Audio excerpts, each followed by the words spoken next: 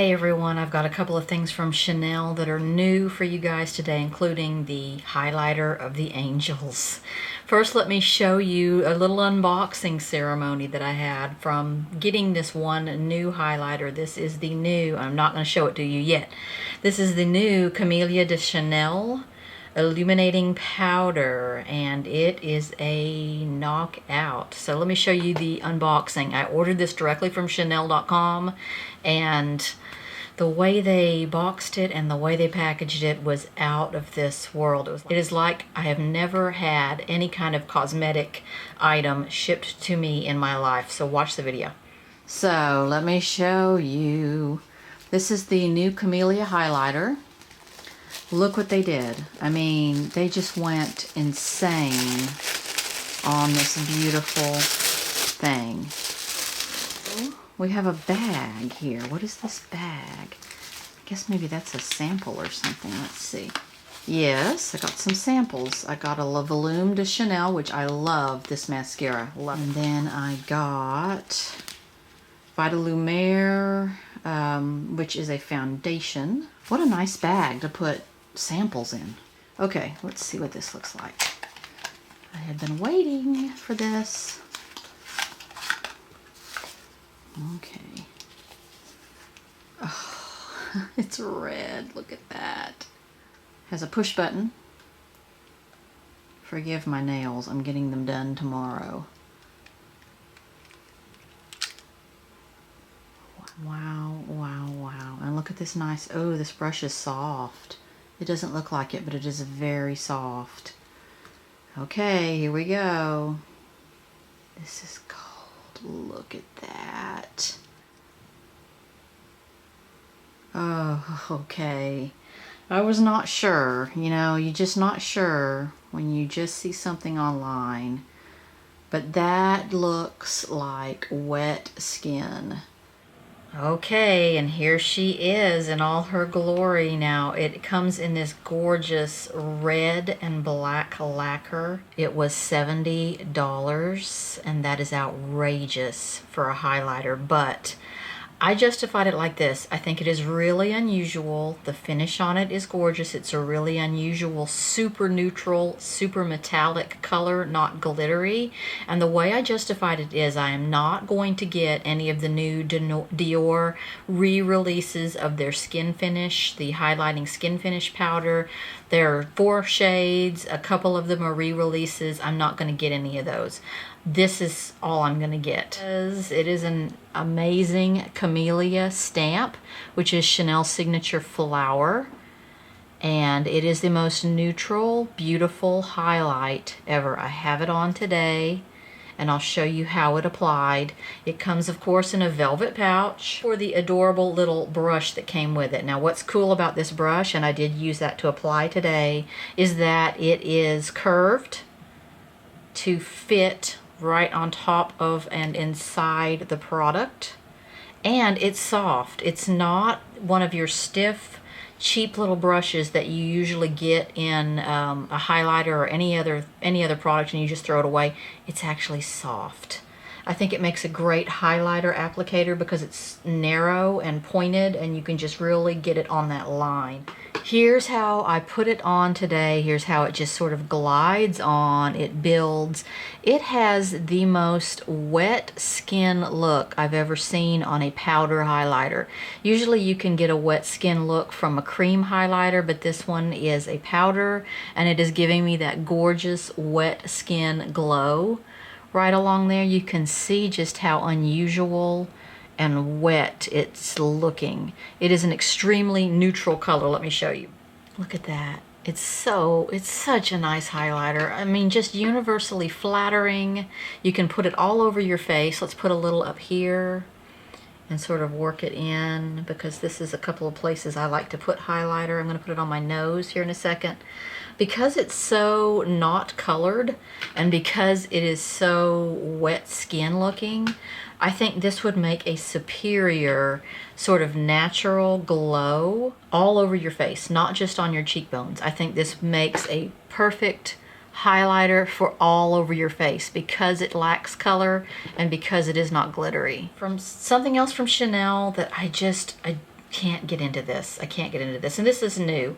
This is their Coco Code Blush Harmony. So this is 4 different colors of cheek product. I don't really know why I got this product because I could already tell by looking at it a lot of it was not going to work for me. And I thought some of the things that were going to work for me did not end up working for me. So it comes in this sort of color blocked effect here. You've got a highlighter here and then a gold highlighter here. This is supposed to be sort of a bronzer or a contour, and then this is your blush. I already know I don't like the blush, and I've been trying to wear this for the last few days. It's just too red pink for me. I don't do red pink. I thought these other colors would be good for me, but they're not working out either, except this highlighter is pretty. But these other ones, these 3 products here just don't really work. I'm going to swatch these and show you why they're not working too well for me. Once again, it came in a beautiful velvet pouch, and it came with its own brush. This one's kind of more wedge shaped than the other one, and what it's saying to do is sort of brush across. If you're fair, brush across the lighter colors. If you're deeper, brush across the medium colors and apply like that. When we do that, we get sort of, and I'm going across the lighter colors here, I get sort of a pink highlight going on, but really nothing too exciting for me there. Let me swatch the 4 individual colors for you. So starting with this highlighter, which I think is actually quite pretty. It's a little bit of a very light pale pink shimmery highlighter right there in the middle. That's okay. You know, it's a light pink shimmer. That'd work.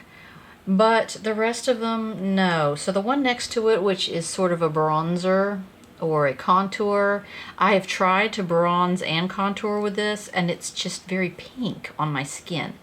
Comes out very pink, and just very, you can just really see it on my skin as pink and not bronze. Right there. Just very, just a little too, I don't know, pink to be a bronzer. And it doesn't really look like a very pretty blush either. I mean, just not good for me. And then this gold in the corner down here, these are really soft. They feel just decadently soft. But, so here's the gold. It's a little too yellowy for me. If I'm going to use a gold highlighter, and this is a highlighter, I'm going to use a very light, neutrally gold, because I'm so pale. That is a little, it's a little brassy for me. Here's the blush. It is a red pink for sure. And there's the blush right there. Stuff is looking prettier on the back of my hand than it does on my super, super pale face. But they're just not, they're not great for me. I think somebody with a medium skin tone can get away with this gold highlighter, and they probably look better in that sort of strawberry colored blush. But still, this comes out, I think, really pink for just about anybody. Also, these are so small, I'm not real sure how you can get, you'd have to get a really small brush to go in there. Like, for instance, I have this Real Techniques one that I use a lot. That would fit just perfect in each square, but anything bigger than that is going to be difficult. I do have on today a new product from Nars, and I will tell you more about this as I've tried it out several times. This is just sort of a first impression. This is the new Nars Soft Matte Complete Concealer. I have that on today, and I think I may have it a little bit too light for my skin tone. I did buy the lightest color they have, which is called Chantilly, and it's called Light 1. This is a very, so far, nice concealer. I'm kind of shocked. It is covering very well. It's not thick or cakey looking at all. I was shocked about that. I thought it would probably look very thick since it is a matte concealer. I don't know why they're saying matte per se. It's not super matte. It seems like just a normal level of matteness on the concealer. It's covering very well, and it is sticking in place very well. So far I'm liking that. I'll tell you more about that in a subsequent video. Something else I've been trying out a lot lately is the new spray from Urban Decay called Quick Fix. So it says it's a Hydra Charged Complexion Prep Priming Spray, and then it has a bunch of things down here that are in the spray. I'm kind of meh about this. I'm not all that thrilled with it. What I've been doing with this is spraying it on, of course, giving several pumps before I start my makeup and letting it sort of set in and dry. It does spray out very finely and very nicely, and it has a great scent. You can definitely smell the coconut oil or the coconut water that is in this product. You can definitely smell that when you spray it, but I don't feel like it's giving any great moisturizing benefits to me. It just sinks in and I'm not feeling any moisturizing, and I'm definitely not having any longer life to my foundation or my makeup with this. I feel like it's kind of just nah, you know. If you like the scent and you also like a little cool blast before you start your makeup, then great, but I'm not seeing any real priming or any real hydrating benefits with it. So I'll see you guys soon. Thanks for watching. I have more coming up. I have the Nars, and I have new from Makeup Forever, the Starlit Powder. I have one of those and it's gorgeous. I'll see you next time.